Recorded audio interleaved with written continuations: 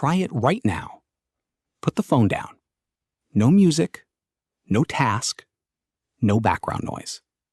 Just you and the silence. Still. Within 30 seconds, something in you will need to move, check something, do something, anything to fill the space. You will reach for the phone before you even know you are reaching. You will remember something urgent that was not urgent 10 seconds ago. You will feel a restlessness with no clear cause, just the overwhelming sense that sitting here, doing nothing, is somehow wrong. Still. That feeling has a name. And it is not restlessness. It is not impatience. It is not just who you are. It is avoidance. Still. Here is what silence actually does. The moment external stimulation stops, everything you have been too busy to process begins to surface. The conversation you never finished, the decision you keep postponing, the thing you did last year that you have not yet made peace with, the version of your life you are quietly afraid you are missing. Still, the noise was covering all of it.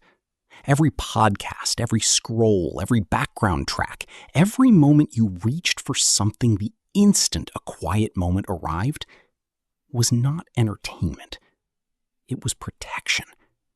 Protection from your own unprocessed interior.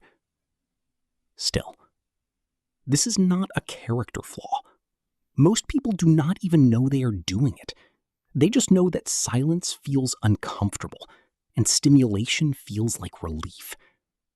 What they do not know is that the relief is the problem. Still, every time you escape into stimulation to avoid what silence surfaces, the unprocessed thing does not go away. It goes deeper. It gets heavier. It costs more energy to keep buried. And the noise has to get louder to keep covering it. Still, that is the cycle. Not laziness, not weakness, a cycle. And cycles can be broken. Still. But here is what makes this the most important video in this playlist. Every practice that came before this one, the overload audit, the 10 p.m. input curfew, the attention build, the noise audit, the protected window, the direction practice, all of them require one thing to work: a baseline tolerance for silence. Without it, none of the other tools hold. Still. Think of it this way. A house built on ground that shifts under pressure looks completely fine until the weight arrives. The inability to sit in silence is not a personality trait. It is shifting ground. Everything you try to build on top of it, every habit, every practice, every intention, will eventually crack because the foundation was never stable. Still. Silence is not the destination. It is the foundation. And if the foundation is missing, everything else is temporary. Still. 2 minutes. That is the entire practice. Sit down. No phone. No music. No task. Set a timer for 2 minutes. Do not move. Do not check anything. Do not fill the silence. Still. When the urge comes, and it will come, probably within the first 30 seconds, do not fight it. Do not try to push it away. Do not try to feel calm. Just name it. There it is. That is the whole practice. Still. Not to silence the urge. Not to achieve stillness. Just to see it clearly. Because the urge you have been running from your entire adult life is smaller than you think.